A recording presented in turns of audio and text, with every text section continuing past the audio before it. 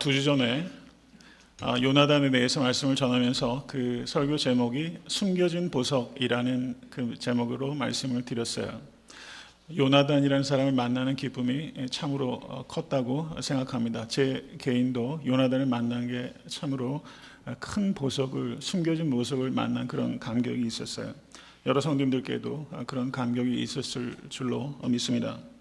오늘은 그 말씀에 이어져서 무비보셋을 통해서 다윗이 그와 어떻게 관계를 맺고 어떻게 사랑을 하는지를 추적해 보고자 합니다. 무비보셋에 대한 기록이 사무엘하에 4번 기록되어 있습니다. 무비보셋에 대한 첫 번째 기록이 사무엘하 4장 4절에 기록되어 있고, 두 번째 기록이 오늘 본문 말씀 사무엘하 9장 1절에서 13절까지의 말씀, 세 번째는 사무엘하 16장 1절에서 4절에 기록되어 있고, 마지막으로 무비보셋에 대한 기록이 사무엘하 19장 24절에서 30절에 기록되어 있는 것입니다. 요나단이 다윗이 다윗되도록 도운 숨겨진 보석이라면, 다윗은 요나단이라는 숨겨진 보석에 의해서 연마된 사랑의 보석이라고 할 수 있을 것입니다. 다윗은 사울의 뒤를 이어 이스라엘의 새로운 왕조를 열었습니다. 그리고 정복전쟁을 통해서 이스라엘의 영토를 동서남북으로 크게 확장했고, 나라의 행정의 기초를 닦았고, 그리고 요직에 사람들을 세우는, 국기를 튼튼히 하는 모든 통치 행위를 마치게 됩니다. 그리고 오늘 9장 1절을 보시면 이 다윗이 나라를 견고하게 한 이후에 사람을 찾는 일을 하고 있는 것을 볼 수가 있습니다. 9장 1절의 말씀을 보십시오. 사울의 집에 오히려 남은 사람이 있느냐? 내가 요나단을 인하여 그 사람에게 은총을 베풀리라. 사울의 집안에 혹시나 생존해 있는 사람이 있으면 그 사람을 찾아다오. 내가 요나단을 인하여 그에게 은총, 여기에서 은총은 헤세드란 단어인데 이것은 사랑을 의미하는 것입니다. 다윗은 자신이 하나님의 은총의 통로라는 의식을 가지고 살았던 사람입니다. 이 자리에 계신 모든 성도님들께서도 나는 하나님의 은총의 통로다. 한번 따라 하십시오. 나는 하나님의 은총의 통로입니다. 그것을 믿으시고 그러한 삶을 살아가시는 모든 성도 되실 수 있게 되기를 주님의 이름으로 간절히 축원합니다. 자신의 아비 요나단과 조부 사울이 블레셋과의 전쟁에서 전사했을 때, 그때 무비보셋의 나이는 고작 5살이었다고 사무엘하 4장 4절은 기록하고 있습니다. 그러자 무비보셋의 유모가 그 왕궁에 이 어린 5살짜리를 그대로 둘 수가 없잖아요. 그러니까 우리가 흔히 사극에서 보는 것처럼 어떻게 합니까? 유모가 애를 둘둘 말아가지고서는 가슴에 품고 급하게 왕궁을 피신하는 과정에서 이 유모가 무비보셋을 땅에 떨어뜨리게 되었습니다. 그리고 무비보셋이 두 발이 그만 부러지게 됩니다. 그래서 무비보셋은 한 다리만 저는 불구가 된 것이 아니라 두 다리가 모두 절개되는 그런 불구가 되게 된 것입니다. 무비보셋은 사울 왕조의 유일한 후손이었습니다. 그럼에도 불구하고 그는 자신의 신분을 철저하게 숨기고 촌구석에 숨어서 자신의 목숨을 연명해야 되는 비극적인 인생을 살아야만 됐던 것입니다. 여러분, 여기까지의 내용은 어때요? 우리가 흔히 사극에서 많이 볼 수 있는 이야기잖아요. 유모 하나가 아기를 들쳐매고 가다가 떨어뜨리거나 그러면 무림의 고수를 만나가지고 복수를 다짐해서 복수하게 되는 게 사극에서 흔히 보이는 그런 일이죠. 여러분, 여기에서 우리가 깊이 생각해야 될 부분이 있어요. 세상에서 흔히 이야기하는 얘기처럼 보이는데 여기에서 결정적으로 갈라서게 되는, 세상에서 볼 수 없는 이야기가 바로 이 이야기 가운데 있다는 것입니다. 무비보셋의 유모가 이 어린 무비보셋에게 무슨 말을 하면서 키웠을지를 한번 생각해 보십시오. 다윗은 이 무비보셋에게 천하에 다시 없는 흉악한 원수였을 것입니다. 천하에 다시 없는 흉악한 악당이었을 것입니다. 유모는 이 무비보셋에게 다윗 때문에 사울의 왕조가 무너졌고, 사울이 죽었고, 그리고 아비 요나단이 죽었고, 그리고 너는 왕자인데 지금 이렇게 벽촌에서 숨어 사는 비극적인 인생을 살게 된 것이다. 이 모든 것이 다윗 때문이다. 라는 말을 끊임없이 했을 것입니다. 그런데 이 불쌍한 무비보셋은 자신이 불구이기 때문에 왕조를 새롭게 건립할 수도 없는 그런 자신의 한심한 그런 처지를 한탄하면서 인생을 소모하고 있었을 것입니다. 그런데 사실은 무엇입니까? 사울 때문에 다윗이 10여 년을 광야에서 피해 다녀야 했습니다. 그리고 다윗은 사울을 죽일 수 있는 기회가 2번이나 있었지만 사울을 살려주었습니다. 사울은 끝까지 하나님의 뜻을 대적했고 악에서 돌이키지 않았습니다. 무비보셋의 아비 요나단은 다윗을 사랑하였고 다윗의 신하가 되기를 간절히 원했지만 그 소원이 이루어지지 않았습니다. 다윗을 목숨보다 사랑했던 요나단은 역시 자신에게 육체의 생명을 준 사울의 곁을 끝까지 지키다가 전쟁터에서 같이 전사하게 되는 그런 최후를 맞게 된 것입니다. 이것이 사실입니다. 그런데 무비보셋은 그 사실을 알지 못하고 다윗을 천하의 원수로 여기며 살고 있는 것입니다. 저는 이 부분을 여러분과 제가 보다 깊이 묵상해 볼 수 있기를 원합니다. 유모가 무비보셋에게 다윗은 천하의 악당이요 원흉이라고 이야기를 했는데 유모가 자기가 하는 말이 거짓말이라는 것을 알고서 그 이야기를 했을까요? 아니면 유모는 진짜 그렇게 생각했을까요?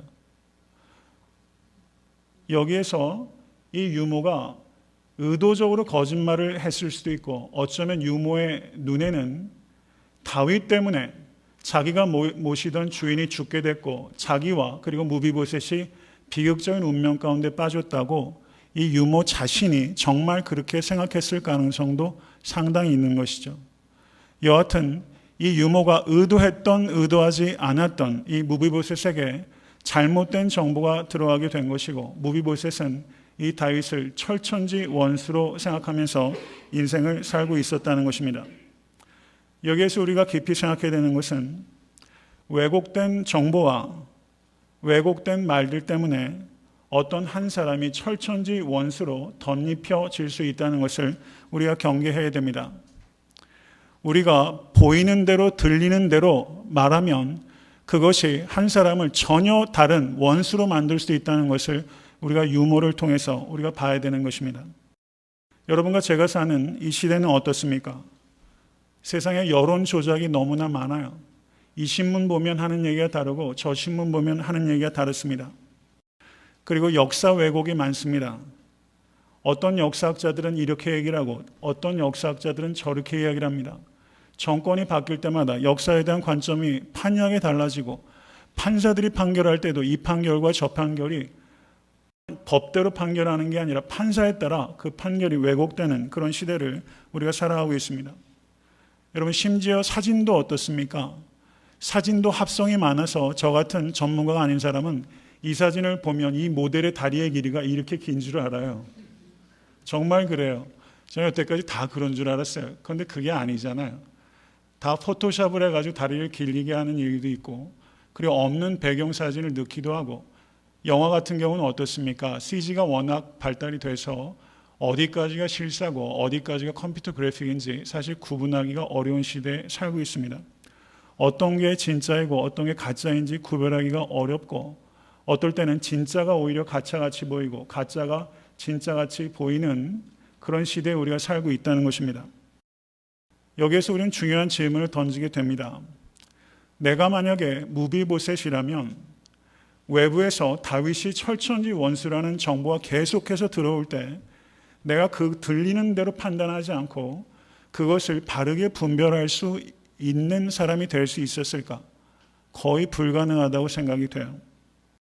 어떤 사실을 의도했던 의도하지 않았던 잘못 전하는 사람의 문제도 있다면 잘못 전해지는 그 이야기에 현혹돼서 그것이 전부인 것처럼 판단해버리는 나의 잘못도 있을 수 있다는 것을 여러분과 저는 영적인 분별력을 가지고 알 수 있게 되기를 간절히 바랍니다.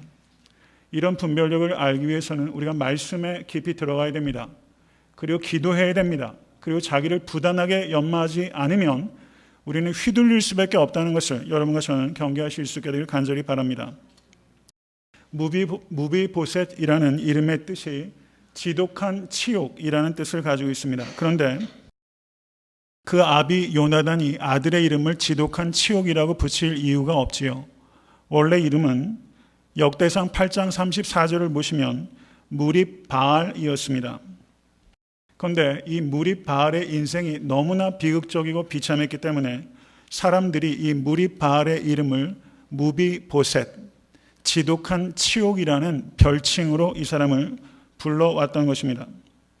이렇게 비극적인 인생을 무비보셋이 살고 있는데 어느 날 다윗 왕으로부터 예루살렘으로 오라는 소환을 받게 되었던 것입니다. 오늘 본문의 말씀을 보시면 사울의 시종이었던 시바라는 사람이 다윗에게 가서 요나단의 아들이 생존해 있고 그 사람이 어디에 거처하고 있는지를 다윗에게 고하게 됩니다. 그래서 다윗이 사람을 보내게 되는 것입니다. 그런데 9장 12절의 말씀을 한번 보십시오.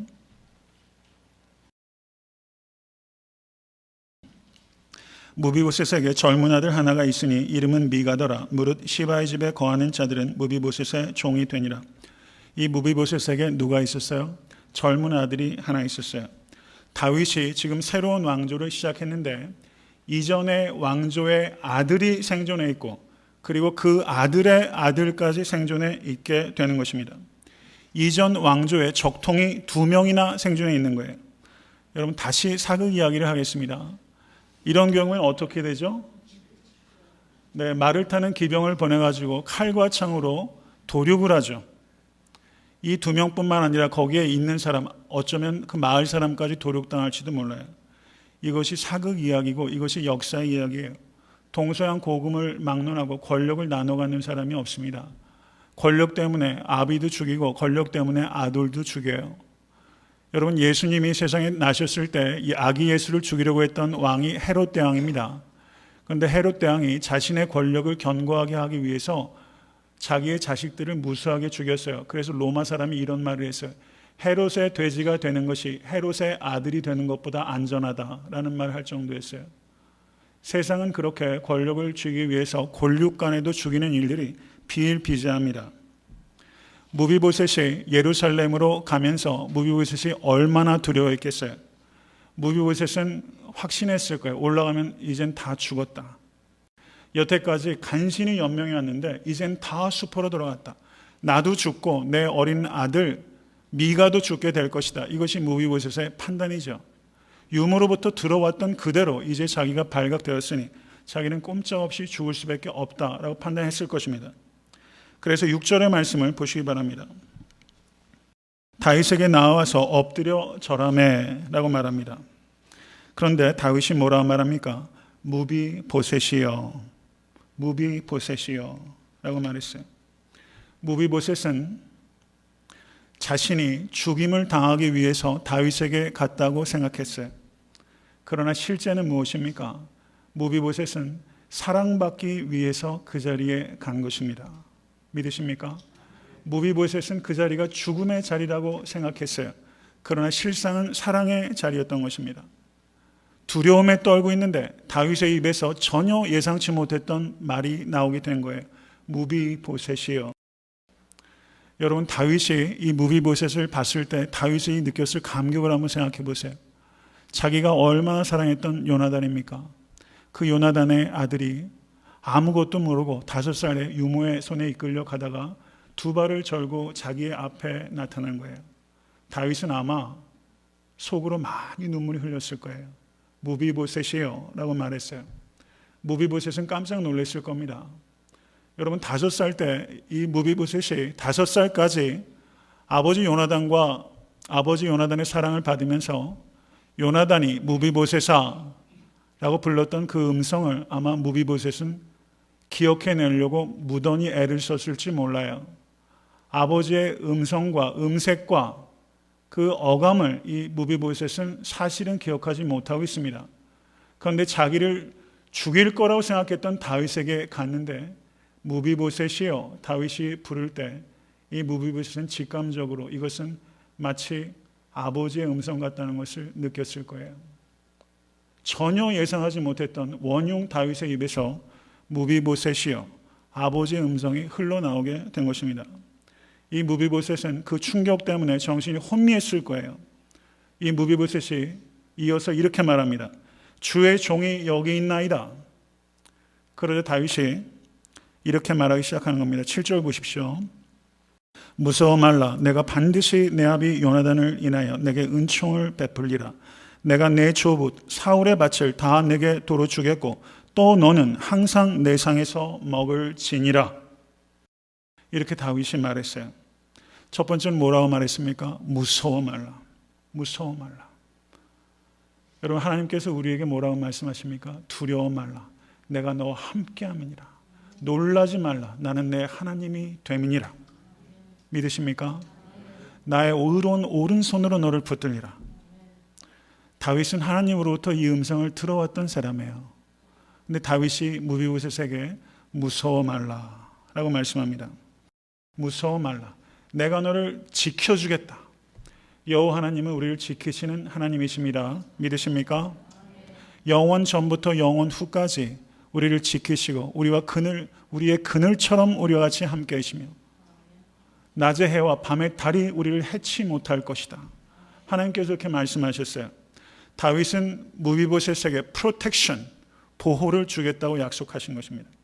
그리고 그 뒤에 이어지는 말은 무엇입니까? 사울의 소유를 너에게 줄 것이다 라고 말하면서 다윗은 프로비전, 공급을 약속한 거예요. 프로텍션과 프로비전을 약속한 것입니다. 이것은 하나님께서 하나님의 자녀들에게 약속하는 바입니다. 믿으십니까? 내가 너를 지키리라. 내가 너에게 필요한 모든 것들을 주리라. 먼저 그 나라와 그 일을 구하라. 무엇을 먹을까, 무엇을 마실까, 무엇을 입을까 염려하지 말라. 너희에게 필요한 모든 것을 내가 더하리라. 예수님께서 이렇게 말씀하셨죠. 여러분, 다윗은 무비보셋의 마음을 안정시켰어요. 무서워 말라. 그리고 다윗은 무비보셋에게 실제적인 필요를 공급해 줌으로 인해서 무비보셋의 삶을 안정시켜 주었습니다. 여러분, 사랑은 이 두 가지를 안전하게 해주는 것을 사랑이라고 하는 거예요. 마음을 안정시켜주고 그리고 삶을 안정시켜줄 때 그 사랑이 완성되게 되는 것입니다. 여러분, 참된 성도와 참된 교회는 이 두 가지를 공급해야 되는 것입니다. 두려워하지 마십시오 라고 말하면서 마음의 위로를 줄 뿐만 아니라 삶이 너무 곤고한 자에게 그가 먹을 수 있는 밭을 제공해 줄 수 있는 교회가 되어야만 되는 것입니다. 믿으십니까? 그러자 이 무비보셋이 이 엄청난 말을 들었을 때 저가 어떻게 말합니까? 그 뒤에 이어진 말을 한번 보세요. 저가 절하여 가로되 이 종이 무엇이간데 왕께서 죽은 개 같은 나를 돌아보시나이까. 자기는 죽은 개 같은 사람이라는 것을 고백해요. 셀프 이스팀이 없어요. 나는 죽은 개 같아요. 여러분, 시편 기자가 고백하는 말 중에 나는 하나님 앞에 짐승이오니라고 고백하는 게 있어요. 여러분, 우리가 바로 무비보셋이라는 것을 깨달으실 수 있게 될 간절히 바랍니다. 우리는 아무 자격이 없어요. 왕의 상에 가서 먹을 수 있는 자격이 없어요. 무비보셋은 두 다리가 저는 피지컬리 불구였지만 우리는 죄로 인해서 도덕적으로 영적으로 다리를 절고 있는 무비보셋이 우리와 같은 사람이에요. 우리는 죽어 마땅한 존재예요. 그런데 무비보셋을 다윗이 세상에 그런 왕은 없습니다. 세상의 왕들은 다 죽여요. 세상에 다시 없는 왕인 다윗이 무비보셋을 불러서 내가 너를 지키리라. 내가 너에게 모든 필요를 공급해 줄 것이다. 약속해 주셨어요. 그리고 너는 항상 내 상에서 먹게 될 것이다. 우리가 하나님께서 우리가 저 천국에 가면 하나님과 영원히 천국잔치에서 그 식사를 같이 하게 될 것을 믿으십니까? 예수님께서 오병이어를 베푸시면서 목자 없는 양같이 유리하는 사람들을 불쌍히 여기시고 오병이어로 넘치도록 배불리 먹이셨어요. 그것은 우리가 참여하게 될 천국잔치를 예시적으로 보여주는 것입니다. 그리고 예수 그리스도께서 죄인들인 우리들을 사랑하셔서 자격 없는 우리들을 부르시고 잔치를 베푸셨어요.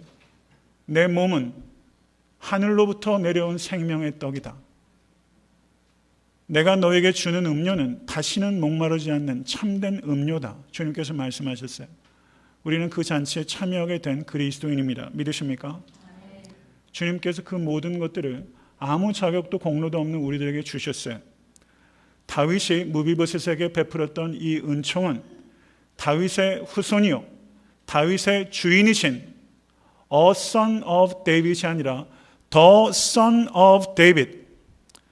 여러분, 다윗의 후손들은 굉장히 많은 왕자들이 있었잖아요. 그 사람들 한 사람 한 사람은 a son of David이에요. 다윗의 후손 가운데 하나입니다. 근데 예수는 다윗의 후손이면서 동시에 다윗이 주라고 고백했던 a son of David이 아니라 the son of David, 데이빗보다 먼저 있었던 하나님의 아들 예수 그리스도이심을 믿으실 수 있게 주님을 간절히 축원합니다. 그 the son of David이 영적으로 무비보셋과 같은 여러분과 저를 소환해서 불러주신 거예요. 그 왕궁에 불러주신 거예요. 내 상에서 항상 먹으리라. 이 말씀이 오늘 본문에서만 4번 반복되고 있어요. 이 자리에 다윗의 다른 왕자들도 있었을 거예요. 암논도 있었을 것이고 압살롬도 있었을 거예요. 다른 왕자들과 더불어 양자된 이 무비보셋이 그곳에서 왕자처럼 왕자가 되어 식사를 하고 있어요. 여러분, 우리가 하나님의 나라의 왕자와 공주가 된 것을 믿으십니까? 예수 그리스도의 피값으로 우리를 사셔서 왕같은 제사장으로 우리를 삼아주셨어요. 이것을 감사하실 수 있게 간절히 바랍니다. 이 종이 무엇이간데 왕께서 죽은 개 같은 나를 돌아보시나이까? 시편 기자는 뭐라고 말합니까? 사람이 무엇이간데 주께서 저를 생각하시며 인자가 무엇이간데 주께서 저를 권고하시나이까? 주께서 내가 무엇이간데 저를 생각하십니까? 여러분, 이 사랑을 우리가 깨달을 수 있게 되길 주님의 이름으로 간절히 축원합니다.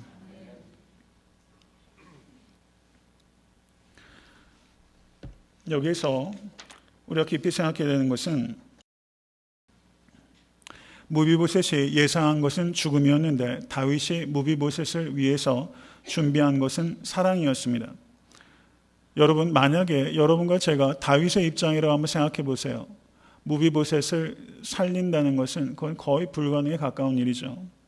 주변의 참모가 그렇게 하도록 내버려 두지 않을 것입니다. 주변의 참모가 뭐라고 얘기를 했겠어요? 충분히 예상할 수 있습니다. 여러분, 다윗이 사울을 죽일 수 있는 기회가 2번이 있었어요. 그런데 그때 옆에 있는 참모들이 뭐라고 말합니까? 이것은 하나님께서 주신 기회입니다. 왕이시여 죽이십시오. 기회라고 말한 거예요. 그런데 그때 다윗은 그것을 기회라고 보지 않고 시험이라고 본 것입니다. 이것을 죽이는 것이 기회가 아니라 죽이게 되면 시험에 지게 되는 것이다. 다윗은 그렇게 본 거예요. 참모들이 말하는 것을 다윗이 물리쳤어요. 여기서 참모들이 어떻게 얘기했겠습니까? 왕이시여, 지금 새로운 왕조가 열린 게 지금 1대 왕이십니다. 지금 이전의 왕조의 왕과 왕자와 그 왕자의 아들까지 살아있습니다. 언제 적대적인 세력이 들어설지 모릅니다. 이 왕조는 지금 튼튼하지 못합니다. 죽여서 후환을 얻어야 됩니다. 이렇게 참모들이 말했을 거예요. 그렇죠. 여론은 비등했을 겁니다. 그렇게 유약하게, 그렇게 순박하게 왕이 생각해서는 안 됩니다. 죽이셔야 합니다. 이렇게 참모들이 다들 얘기했을 겁니다. 여러분, 우리가 살아가다 보면 여론의 경청을 해야 될 필요가 있어요. 그런데 여론을 경청해야 하지만 때로는 여론을 돌파해야 될 때가 있다는 것을 생각하십시오. 여러분, 소통한다는 것은 그저 무분별하게 여론을 따라가는 것을 의미하는 것이 아니라 여론의 경청을 하되 여론을 돌파할 수 있는 영적인 분별력과 힘이 있어야만 되는 것입니다. 여론을 경청하는 것이 능사는 아니라는 것을 우리는 생각해야 돼요. 여론을 경청했다면 다윗은 사울을 이미 죽였어요. 여론을 그저 경청하는 것이 능사라고 생각했다면 다윗은 무비보셋을 죽였을 것입니다. 우리가 판단하는 최고의 기준은 여론이 아니라 하나님의 뜻입니다. 하나님의 뜻을 분별하시고 여론에 경청하실 뿐만 아니라 때로는 여론을 이끌어 가실 수 있는 여러분과 제가 될 수 있기를 간절히 바랍니다. 지금 다윗이 요나단과 언약을 맺은 것이 사무엘상 20장 14절에서 15절에 기록되어 있습니다. 다 같이 한번 읽어보도록 하겠습니다. 너는 나의 사는 날 동안에 여호와의 인자를 내게 베풀어서 나로 죽지 않게 할 뿐 아니라 여호와께서 너 다윗의 대적들을 지면에서 다 끊어버리신 때에도 너는 내 인자를 내 집에서 영영히 끊어버리지 말라. 이것이 요나단과 다윗 사이의 언약이었어요. 이 언약이 지금 상황에서 약 15년 전에서 20년 전 사이에 다윗과 요나단 사이의 언약이었어요. 단 두 사람만 알고 있는 내용이에요. 다른 사람은 몰라요. 그러면 어떻습니까? 이 언약은 그냥 덮어버릴 수 있는 말인 거죠. 다윗은 얼마든지 그렇게 할 수 있는 겁니다. 여러분, 미국의 프랭클린 루즈벨트 대통령이 1932년에 피츠버그에서 미국의 정부 조직을 축소해야 된다는 연설을 했습니다. 그런데 그로부터 정확히 4년 뒤에 루즈벨트 대통령이 정부 조직을 확장해야 된다는 정반대의 연설을 하게끔 되었던 것입니다. 그러자 난처해진 것이죠. 여러분, 정치인들도 자기가 이야기했던 것들을 뒤집는 일들이 비일비재하게 많잖아요. 정당에서도 자기가 얘기했던 것들을 뒤집어요. 루즈벨트 대통령이 이와 같은 상황 속에서 참모들에게 의견을 구한 겁니다. 그러자 참모가 한결같이 하는 얘기가 있어요.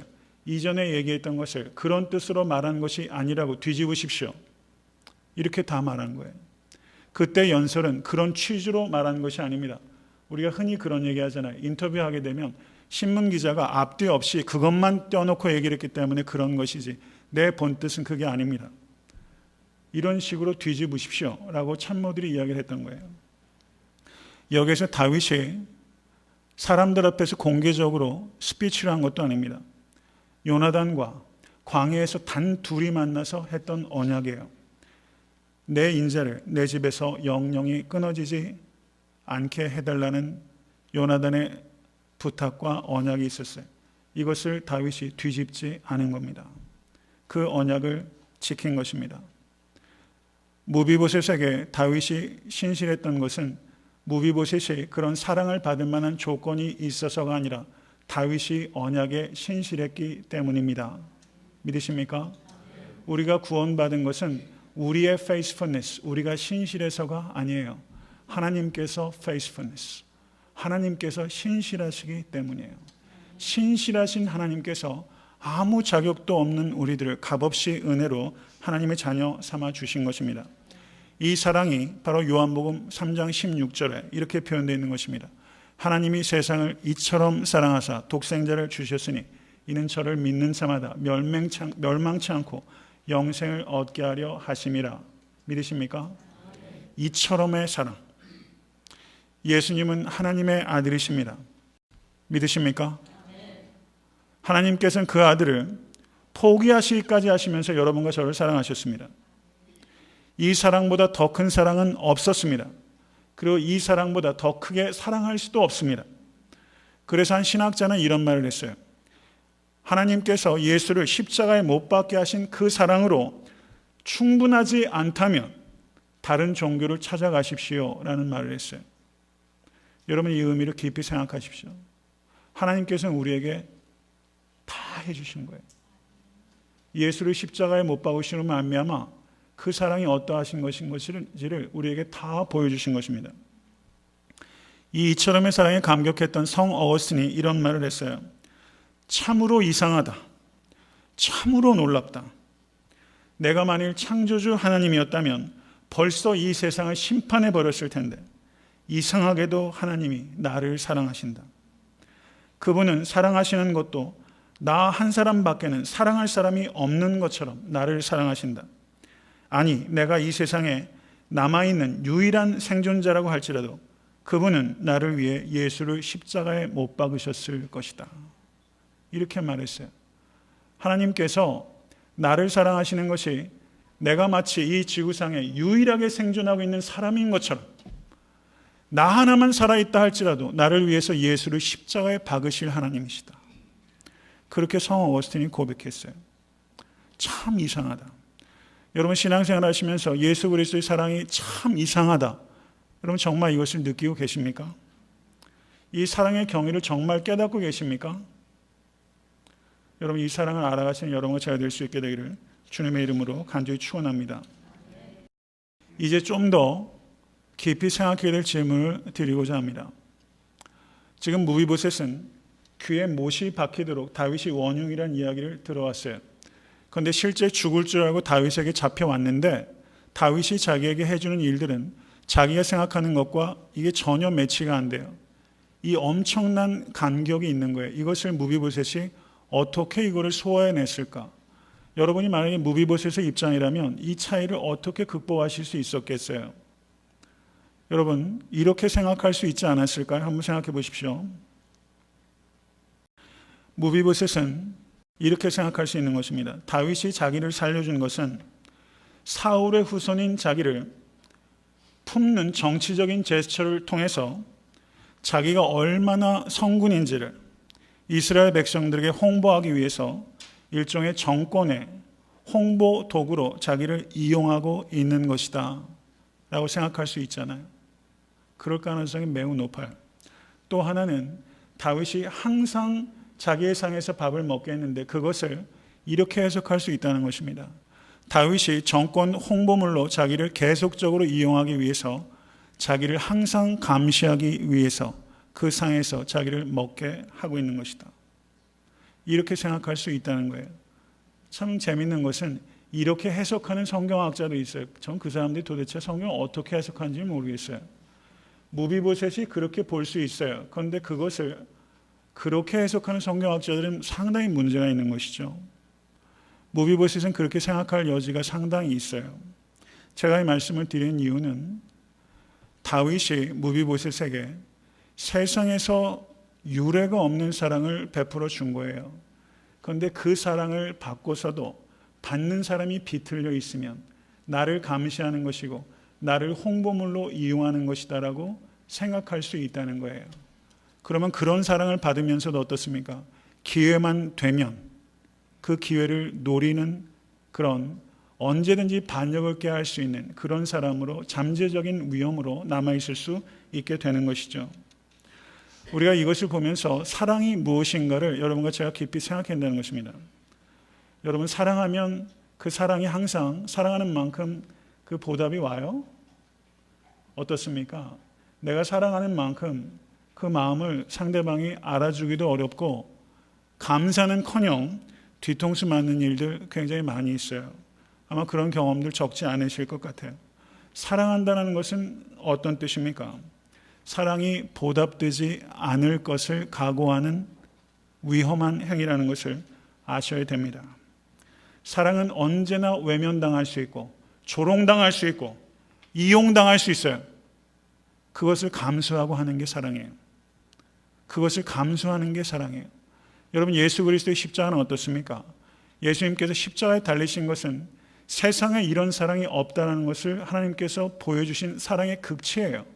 근데 그 극치적인 사랑을 유대인들은 뭐라고 말합니까? 꺼리끼는 것이라고 말했고 이방인들은 그것을 어리석다라고 말했어요.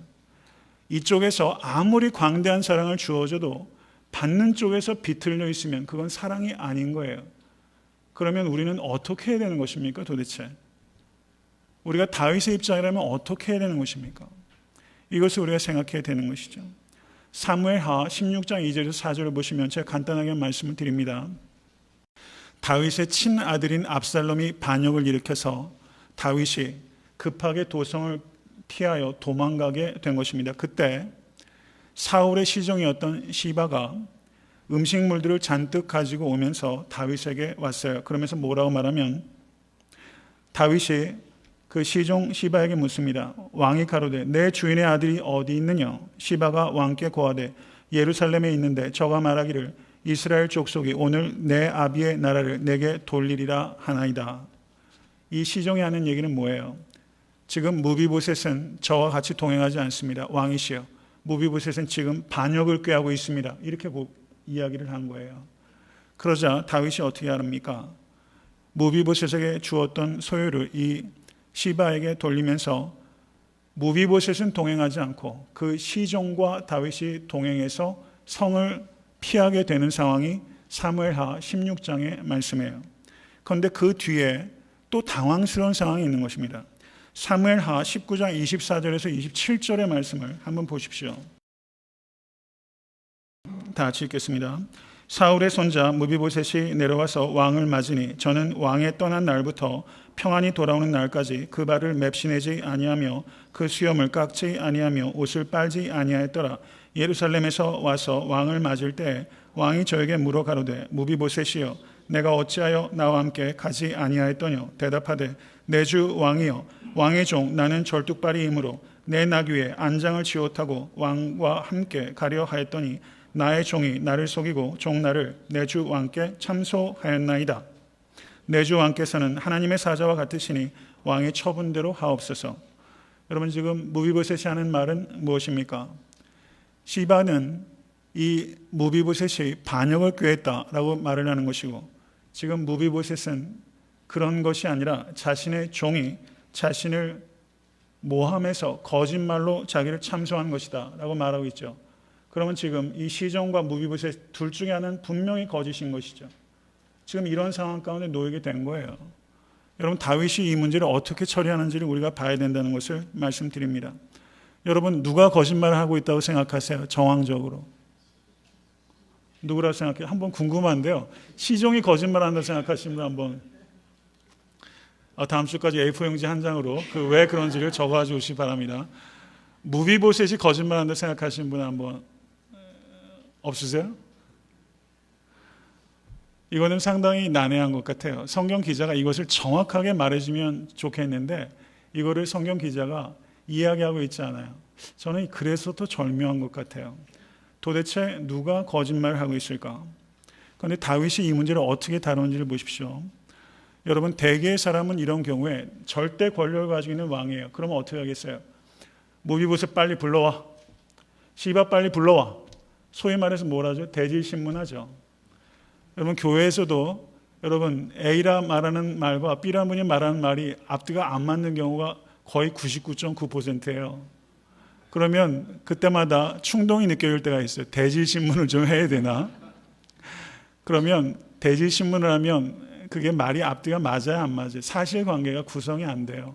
아까 말씀드렸던 것처럼 그 유모는 정말 다윗이 원수라고 생각했을 거예요. 그 사람의 눈에는. 그것밖에 안 되는 거예요. 그 상황이 벌어지는 것, 유모가 어떻게 생각했겠어요? 자기가 왕실에서는 모든 것들을 잔뼈가 굵은 유모 아니에요. 왕실에서 권력상쟁을 수도 없이 받잖아요. 전문가잖아요. 그런데 지금 도망가는 거는 지금 다윗 때문이다. 정말 자기도 도망가는 신세가 됐기 때문에 진심을 담아서 눈물 흘려가면서 이 무비보셋에게 얘기했을 거예요. 우리의 원수는 이 다윗이다. 그런데 문제가 뭡니까? 진심을 담아서 자기가 거짓을 말하고 있다는 것을 몰라요. 이게 우리의 문제라는 거예요. 대질신문에서 해결이 안 돼요. 많은 경우에. 그리고 다윗이었다면 또 그럴 수도 있죠. 사람들 풀어가지고 어떻게 자기가 도망가 있을 때 무비보셋이 실제 어떻게 행동했는지를 수소문하게 되면 정황이 어느 정도 객관적으로 그려질 수 있을 거예요. 그런데 다윗이 그렇게 합니까? 안 합니까? 그렇게 안 해요. 왜 안 합니까? 반역을 꾀했든 안 했든 상관없는 거예요. 왜 상관이 없습니까? 무비보셋이 사랑을 받을 만해서 사랑했던 게 아니에요. 요나단과의 언약 때문에 사랑한 것이고, 무비보셋이 신실해서 사랑한 게 아니라 다윗이 신실했기 때문에 사랑한 거예요. 무비보셋이 반역을 꾀했다 할지라도 상관없어요. 그래서 다윗은 이것을 사랑은 허다한 허물을 덮느니라. 다윗은 그것을 덮어버렸어요. 덮어버렸어요. 저는 정말 이 대목이 너무 놀라요. 소름이 끼쳐요. 너무 놀라워요. 무비보셋을 찾아와서 자기의 밥상에서 먹게 한 것도 너무 놀라운데, 무비보셋이 자기를 반역했을 정황이 사실은 많아요. 만약에 시바가 거짓말했을 거라면 시바를 그냥 죽여버렸겠죠. 그런데 지금 여기에서 다윗이 어떻게 합니까? 시바에게도 밭을 주고 무비보셋에게도 밭을 줘요. 그것은 다윗이 시바가 거짓말을 안 하고 무비보셋이 거짓말을 할 수 있는 가능성도 상당히 높다라고 다윗이 판단하고 있는 거죠. 그렇지 않습니까? 무비보셋이 반역을 꾀했을 가능성이 제가 볼 때는 좀 더 높다. 전 그렇게 보여져요. 오히려. 근데 다윗은 그것이 상관없다는 거예요. 여러분, 사랑은요, 이런 겁니다. 누군가를 사랑한다는 것은 그 사람에게 어떤 조건이 있어서 사랑하는 것이 아니라 하나님께서 내가 너희를 사랑한 것 같이 너희도 서로 사랑하라. 이것이 사랑해야 될 유일한 이유예요. 믿으십니까? 유일한 이유예요. 그것 때문에 사랑하는 거예요. 다윗이 지금 무비보셋을 끝까지 사랑합니다. 사랑은 끝까지 사랑하는 건데요. 다윗이 무비보셋에게 이런 사랑을 베풀었을 때가 다윗이 어떨 때입니까? 자기 친아들로부터 거의 죽을 뻔해서 도망갔을 때예요. 그리고서 도성으로 다시 돌아오니까 도성이 쑥대밭이에요. 자기를 죽이려고 했던 압살롬이 또 죽었어요. 근데 다윗이 그것 때문에 또 슬퍼해요. 자기 아들이 자기를 죽이려고 했는데 그 아들이 죽자 아비의 마음은 또 슬픈 거예요. 압살롬 죽이지 말라고 그랬잖아요. 근데 그 신하들이 과잉 충성해서 죽이지 않았습니까? 이게 하나님의 마음이라는 것을 우리가 깨달아야 됩니다. 악인이 영원한 형벌받는 것을 하나님께서 기뻐하지 않으세요. 자기를 죽이려고 하는 압살롬이 죽어도 아비 다윗은 슬픈 거예요. 이것이 하나님께서 우리들을 향한, 악인들을 향한 하나님의 마음이라는 것을 우리가 깨달아야 됩니다. 자기의 친아들은 자기를 죽이려고 했고 자기가 친아들처럼 사랑했던 양자인 무비보셋도 자기에게 반역을 꾀하려고 했던 것 같아요. 지칠 대로 지쳐있는 상황에 그런데도 불구하고 다윗은 흔들리지 않았어요. 거의 대부분의 사람은 그런 정황이면 상황에 떠밀려서 이제 나 할 만큼 했다. 무비보셋 이제 그만 죽여라. 이렇게 할 수 있잖아요. 누가 뭐라고 안 해요. 그런데 다윗은 뭐라 말합니까? 몸과 마음이 피폐할 대로 피폐했지만 다윗은 사랑에 있어서 강철 같았어요. 요한복음 13장 1절을 보시면 예수님께서 이제 잡혀서 십자가에 달리시 직전의 상황입니다. 유월절 전에 예수께서 자기가 세상을 떠나 아버지께로 돌아가실 때가 이른 줄 아시고 세상에 있는 자기 사람들을 사랑하시되 끝까지 사랑하시니라. 아버지께로 돌아가실 때가 가까운 줄 아셨어요. 핍박받고 죽으실 일이 목전에 있다는 것을 아셨어요. 그러나 예수께서는 흔들리지 아니하셨어요. 제자들을 사랑하시되 끝까지 사랑했습니다. 베드로가 예수님께 이렇게 말했어요. 주여 내가 지금은 어찌하여 따를 수 없나이까? 주를 위하여 내 목숨을 버리겠나이다. 예수님께서 말씀합니다. 내가 나를 위하여 목숨을 버리겠느냐? 내가 진실로 진실로 내게 이르노니 닭 울기 전에 내가 3번 나를 부인하리라. 너희는 마음에 근심하지 말라. 하나님을 믿으니 또 나를 믿으라. 베드로가 예수님을 3번 부인했어요. 그런데 디베레 바닷가에서 예수님께서 베드로에게 3번 사랑을 부인했던 베드로에게 3번 사랑을 고백할 수 있는 기회를 주시잖아요. 뭐라고 말씀합니까? 시몬아, 내가 나를 사랑하느냐? 시몬아, 내가 나를 사랑하느냐? 시몬아, 내가 나를 사랑하느냐? 내가 주를 사랑하는 줄 주께서 아시나이다. 3번 부인했던 베드로에게 3번 긍정할 수 있는 기회를 주셨어요. 다윗은 무비보셋이 그 받은 사랑에 부합하게 행동하지 않았어요. 그런데 그걸 다 덮어줬어요. 그리고 다시 사랑을 부어줬어요. 다시 기회를 줬어요. 다시 사랑의 관계를 맺을 수 있도록 은총을 베풀어 주신 것입니다. 여러분, 다윗은 사랑의 보석 아닙니까? 어떻게 사람이 이런 인격을 가질 수 있어요? 이것은 의지의 윤리가 아닙니다. 이것은 자연인이 발휘할 수 있는 그런 사랑의 정도가 아니에요. 이것은 하나님의 사랑을 아는 사람만이 할 수 있는 사랑입니다. 믿으십니까? 예수 그리스도의 십자가를 아는 사람만 이런 사랑을 하고 싶어하고 이런 사랑을 할 수 있는 거예요. 세상 어디에도 이런 사랑은, 소설가도 이런 사랑은 쓸 수가 없어요. 왜냐하면 비현실적이기 때문에. 어떤 소설을 봐보세요. 이런 류의 사랑이 있습니까? 없어요. 이건 현실적인 게 아니에요. 그러나 예수 그리스도의 십자가의 사랑을 아는 사람은 이 사랑에 마음이 끌려요. 이 사랑을 해보고 싶어요. 말씀을 맺고자 합니다. 교회가 연역이 4년이 됐어요. 제가 목회하면서 많이 들려오는 이야기가 아주 상반된 이야기예요. 애타한테 섬기는 교회는 사랑이 많은 교회다라고 말씀하는 사람이 있고, 똑같이 신앙생활하는데 애타한테 섬기는 교회는 사랑이 없는 교회다라고 말씀하시는 분들도 있어요. 안선홍 목사는 사랑이 많은 목사입니까? 대답하지 마세요. 안선홍 목사는 사랑이 없는 목사입니까? 이것도 대답하지 마세요. 두 가지 소리를 저는 동시에 듣고 있어요. 저도 헷갈려요. 저는 사랑이 있는 목사인지 아닌지, 애타한테 섬기는 교회가 사랑이 있는 교회인지 아닌지 몰라요. 그러나 좀 더 생각해 보면요, 사랑해야 하지만 애타한테 섬기는 교회는 그럼 어떤 교회인가? 저는 한 가지 얘기를 할 수 있어요. 우리가 지금 사랑이 넘치는 교회다, 사랑이 없는 교회다, 어느 쪽으로 대답해도 그것은 충분한 대답이 되지 못할 거예요. 근데 저는 하고 싶은 말이 있어요. 애타한테 섬기는 교회는 끝까지 사랑하려는 교회가 될 거라는 것입니다. 그리고 제 개인적인 바람이 있다면 제가 사랑이 없는지 몰라도 끝까지 사랑해 보려고 하는 목사는 되려는 것이 제 씨름인 것은 사실이에요. 그렇게는 말씀드릴 수 있겠어요.